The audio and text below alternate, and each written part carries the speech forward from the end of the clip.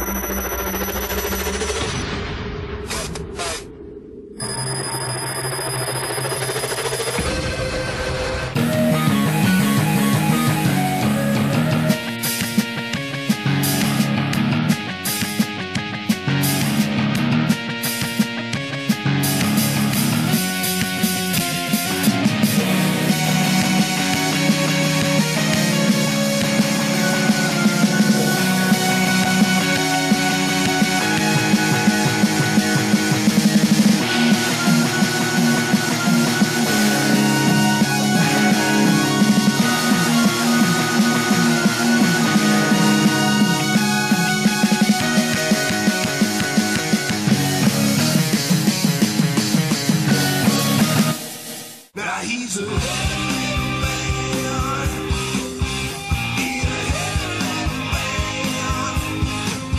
Iron Hero, otherwise known as Metal Man for you Yanks out there, at first appears to be a film cashing in on the success of the Iron Man movies, which it most certainly is. But once you actually sit down and watch the film, you'll find out it's much more than that. It absolutely fails on all fronts. In fact, my DVD receipt lists it as 1 quad 218 plus ass. Nighttime Pizza are really some mischievous fuckers. This film is brought to us by Midnight Releasing, the same folks who gave us gems like Blood Red Moon and Vampageddon. You know what that means. Absolute, unfiltered, glorious crap. So what are we waiting for? Let's have a cruddy movie riffing party. That's right, this is how we spend our spare time. We are two classy motherfuckers. Chin chin.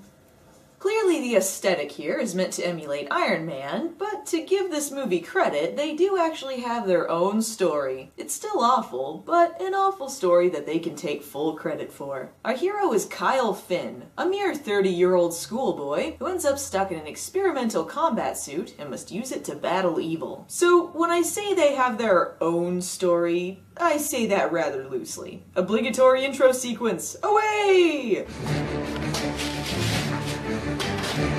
Hey, I think I've got it.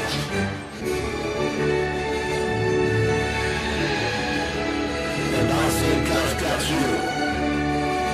If you're wondering how that fits in with the movie, don't worry, it never does. The director of this stunning piece of cinema is Ron Kokaska, a special effects and makeup artist who has, at this point, only directed one thing. And you can guess what that might be. That's right, he's a special effects guy. And this is what he came up with. Oh boy. I think calling this Metal Man is probably pushing it, but let's face it, Plastic and Rubber Man doesn't shift the DVDs off the shelves. Need I remind you, the director is a special effects artist. It's even sadder when you realize he's actually done some great makeup work in legitimate films. Hey, wait a second, Terror Tunes? Oh, fuck you, buddy! The best special effects in the film appears to be this video game footage, which is blatantly stolen from somewhere else. And what the hell kind of monitor is he playing on? That is some weird perspective going on there. Kyle's game is interrupted when he realises he's late for a meeting with his professor, which leads him into a conversation with his parents via wooden dialogue. How about let's shove a bunch of exposition into this completely normal morning convo with the parents. Running a little late, aren't you? Not a very good way to impress your professor now, is it? No, it's not. I gotta go right now. What, no work today? No, I thought I'd take the day off. We could all do lunch later. What do you say? Right on. I gotta go, so. I can get dressed in 30 seconds, give you a lift if you want. No, it's not that far. I gotta cover, so. Hey, don't be embarrassed about the van. There are plenty of people far worse off than we are. It's not that, Mom. Oh, let me guess. Julie? Ah! Is she back? I like her. Kind of airy, but sweet. Wow. They managed to cram that he's a student, his dad's fake sick day, their lunch plans, the embarrassing family vehicle, and the potential love interest all into that 60 seconds of screen time, huh? Oh boy! I hope the love interest is bland and generic! Hey, Julie. Hi, Kyle. She is! You win the prize! Wow, these two have so much chemistry. Or at least from what I can hear, which is not a lot. I'm entertaining myself mostly by trying to work out the cars from the sounds of them driving past. Oh, a Buick! Well, you know, I gotta meet with Dr. Blake today, so... It's really impressive that you're working for him. I hear he's quite the mad scientist. Well, you know, he's eccentric, but not mad. No, so... What does he have you working on? No, I really can't. I can't say, so... You don't feel very strong about much, do you, Kyle? The dialogue, it just flies off the page! Aren't you running late? Or... Yeah, I should probably get going, so... But I guess I'll, I don't know, run to you in physics class, maybe, later? Well, actually, I was thinking of skipping. I have a meeting at the sorority house. Oh, okay. This has all the awkward chemistry of two people who absolutely despise each other. Well, you know, I don't, think it is, so, You know, I think that, you know, and stuff. well, you know, we're just gonna have to, agree to disagree, so... Yeah. I don't know, I guess I'll see you... I don't know when. Well, maybe next Wednesday morning. Well, you know, hopefully, I guess, you know, before that. Yeah, don't count on it, pal. You haven't even been friend-zoned. You've been put in the no chance in hell zone. But thank God for small favors. Dr. Blake, he's played by Reggie Bannister. Who? He played Reggie Bannister. Reggie Bannister played Reggie Bannister? In Phantasm. Oh, right! Phantasm.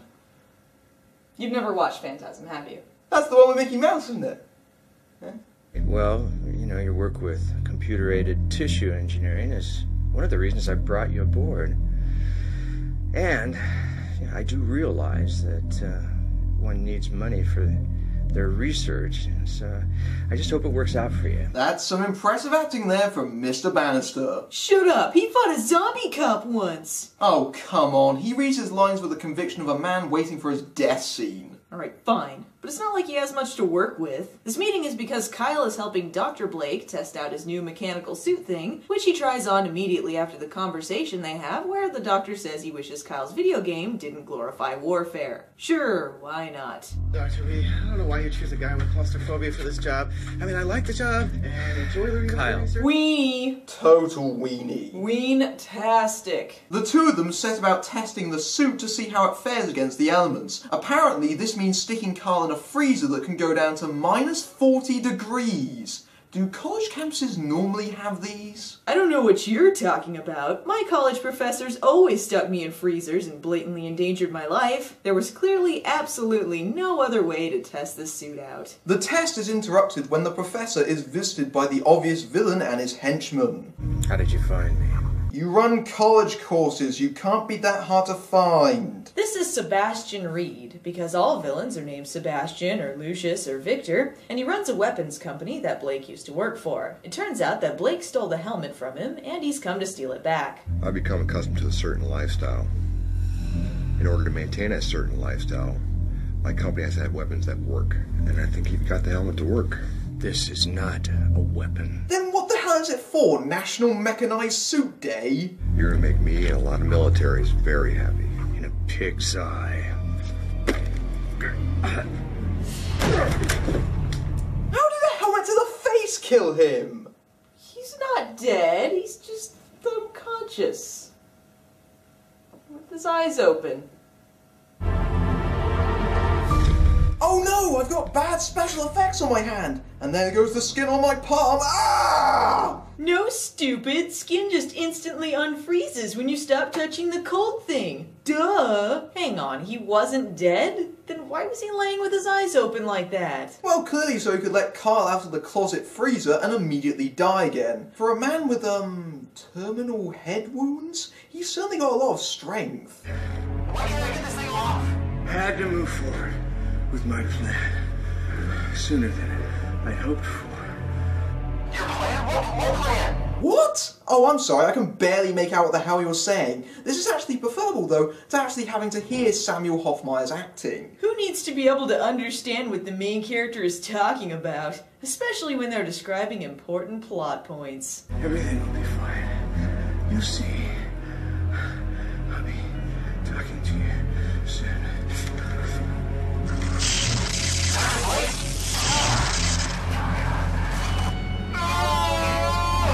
I think he just electrocuted him to death. Or something. That's totally pants. Quite naff.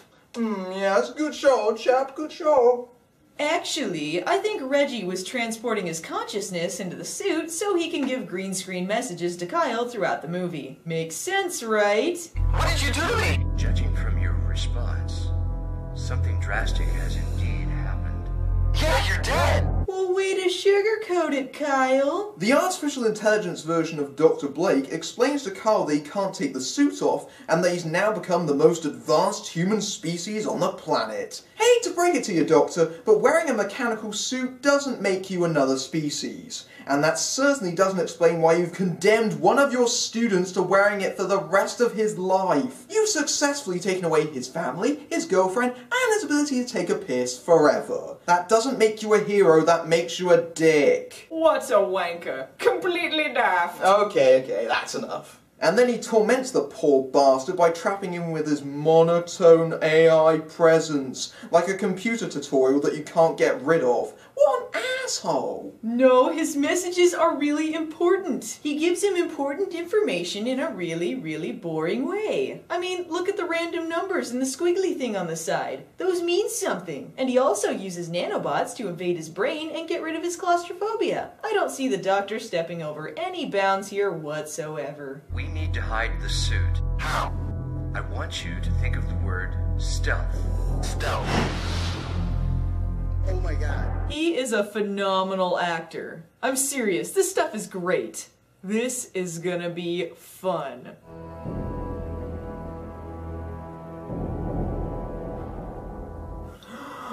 They just, killed his parents, huh? Little heavy movie for what you're doing. Kinda unnecessary. Allow me to add a little levity. Your foster parents are dead.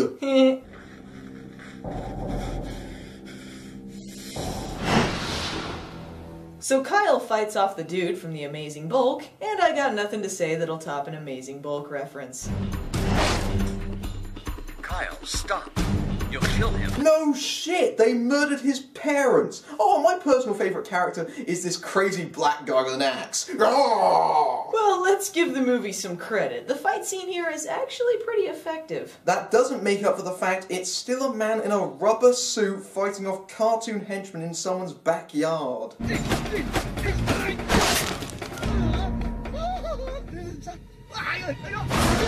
Yeah, and that was pretty bad. Dr. Arthur Blake, a research scientist at the university, was found murdered. The suspect was student Kyle Finn.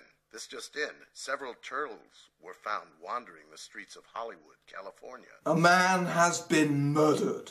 In other news, look at the cute little turtles! A more elegant segue has never been seen. By the way, the guy playing the news anchor here, he's credited as Count Smokula. Count Smokula. Also, nice place Sebastian has got there. When he said he lived a certain lifestyle, I was not aware he lived in Buckingham Palace. That's what weapon manufacturing criminals do. They live in over-the-top mansions. That's why his name is Sebastian. Please tell me how's a pit bull that chewed up your hand? Actually, it was the kid.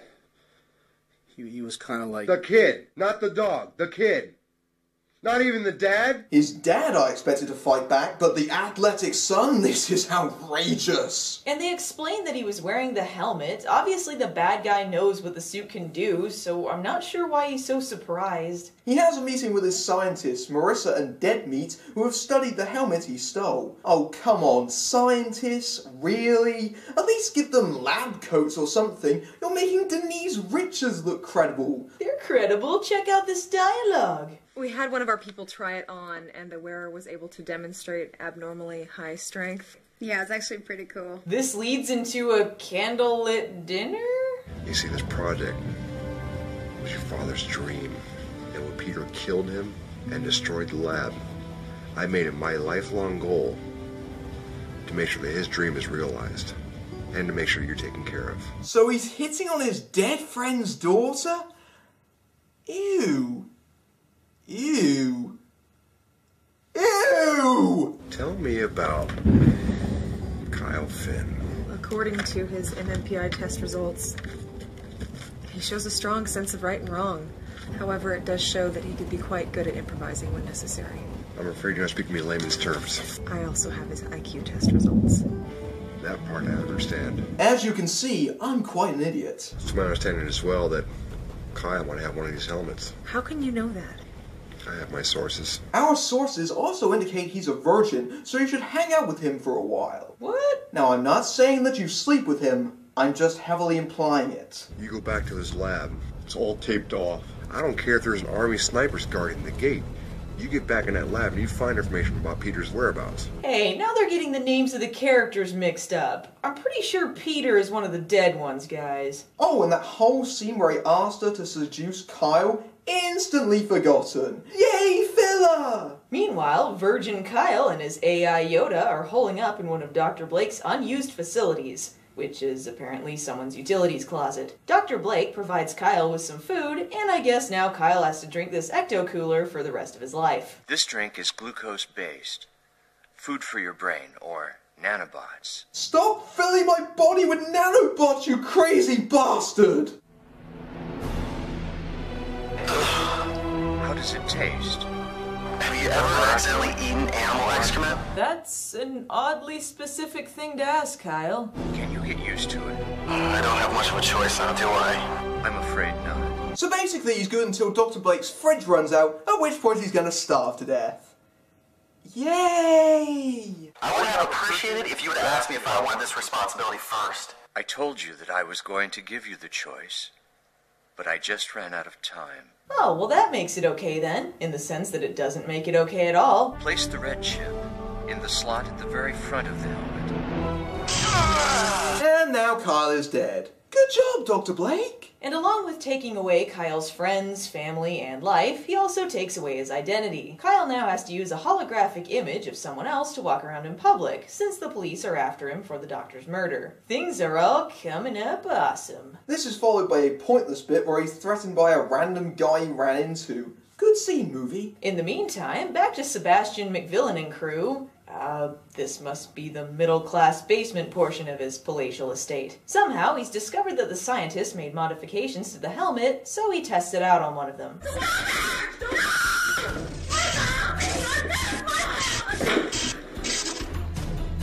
What's that black substance? That's blood, you dolt. You're evil. Hear me. You're evil.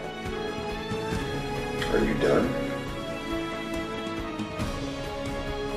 I'm done with you. Intense music does not make the scene intense, folks. Mostly it's just poorly paced. And if you were waiting for a payoff to that whole Kyle bumps into someone scene, you're in luck. The same man shows up again to threaten him. Now, if I saw a guy dressed in a metal suit, I don't think my first instinct would be to challenge him to a fight. Also, he bumped into you in the street. Don't you think that bringing a gun is a little bit bloody excessive? Badly animated shield, activate! Why does he need a shield when they just said the suit is bulletproof? Who cares? Iron Man is driving a minivan. Iron Man is driving a minivan! That other Iron Man had it all wrong, but Iron Hero is doing everything right. And yet more boring fight scenes in middle-class suburbia. You know, there really isn't any tension in the fight scenes where the hero has an indestructible metal suit. These guys might as well face off against him armed with a feather duster. Pulled her down. Hey, random rapist for Metal Hero, whatever, to fight! You don't often see that happen in broad daylight. Well, if there's one movie that can handle a sensitive subject like rape, it's Metal Man.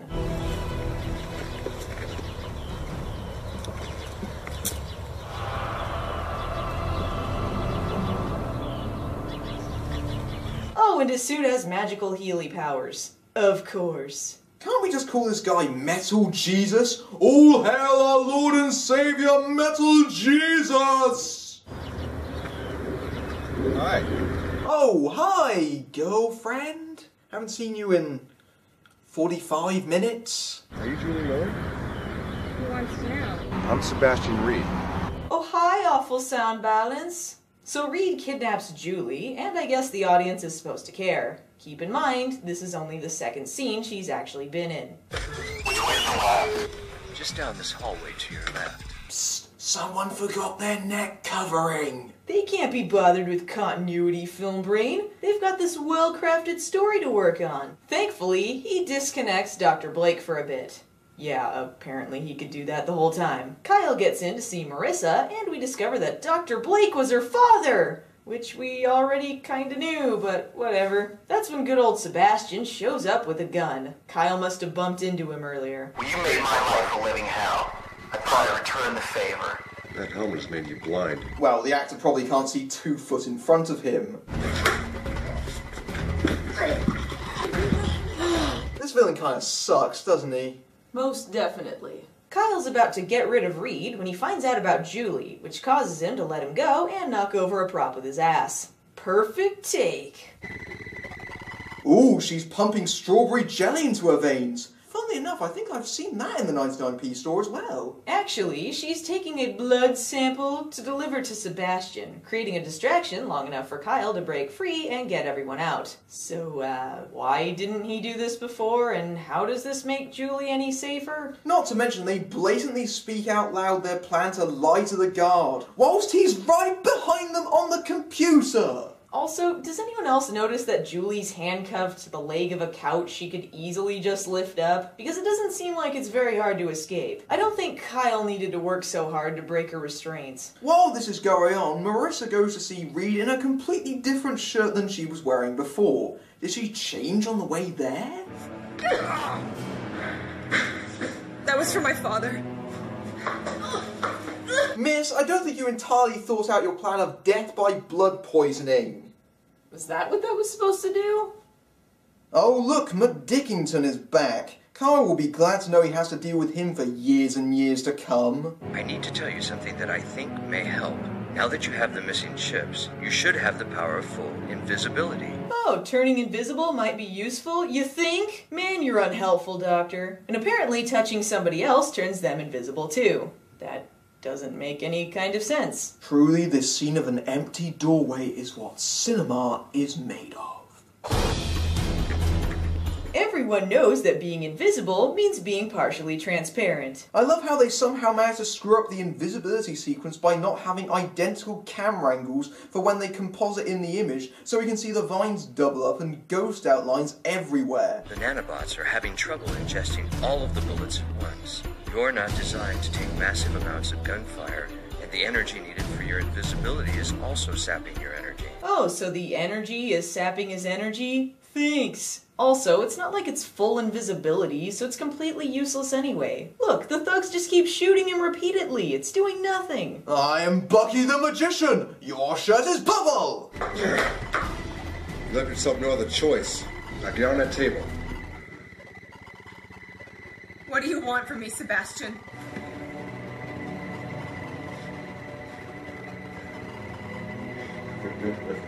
And what better way of enacting your evil plans than putting a powerful, unremovable helmet on your enemy? You've clearly thought this through well, Reed.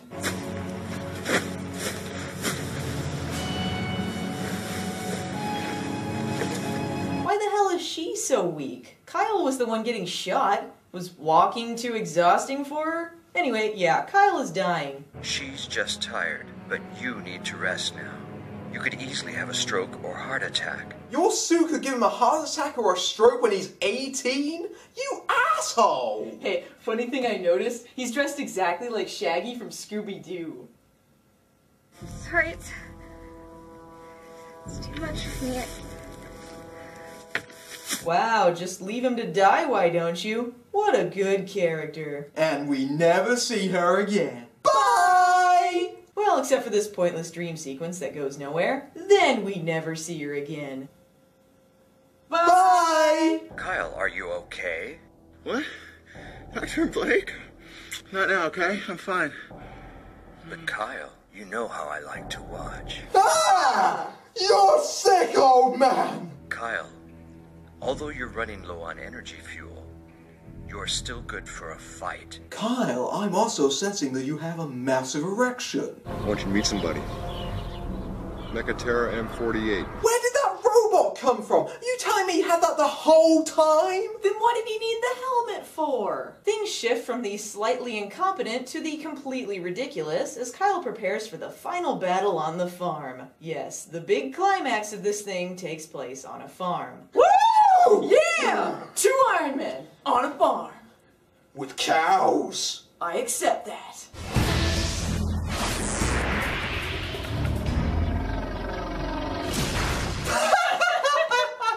Oh my goodness, innocent people are dead. My side is splitting. Kyle defeats the robot fairly easily, which leads Sebastian to move on to Plan B. Kyle, I need the code to overcome the program. It's our only chance. They're programmed to self-destruct upon activation from another source. Where did the third helmet come from? So now we have a Iron Man helmet Mexican standoff? Things got real stupid, didn't they? I know, it's great, right? They'll have this just in case. Give me the code! 44875. 44875.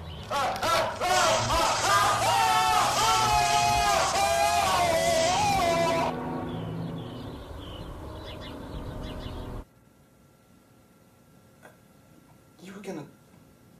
Did you wanna...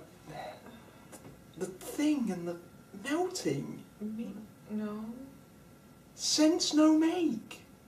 Sense no make. I just want to know what happened. What the hell was that? I made sure I was 1 step ahead of you. What? Since when could he fly? You know, that would have been extremely useful earlier. It couldn't be because they're ripping off the trailer for Iron Man. And now Marissa and Kyle are in love and trapped in those things forever. Wow, sucks to be them, huh? I hear she gives grey helmet.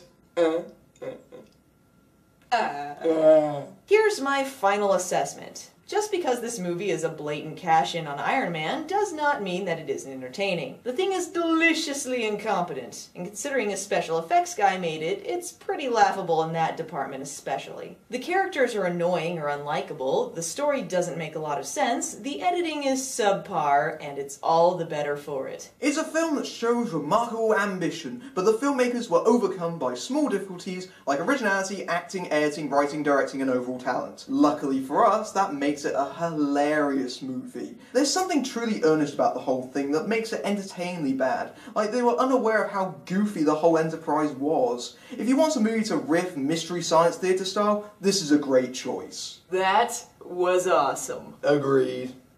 Well, now what? We've still got some time to kill. We could watch One More Life to Live. Ooh, sweet. Yeah.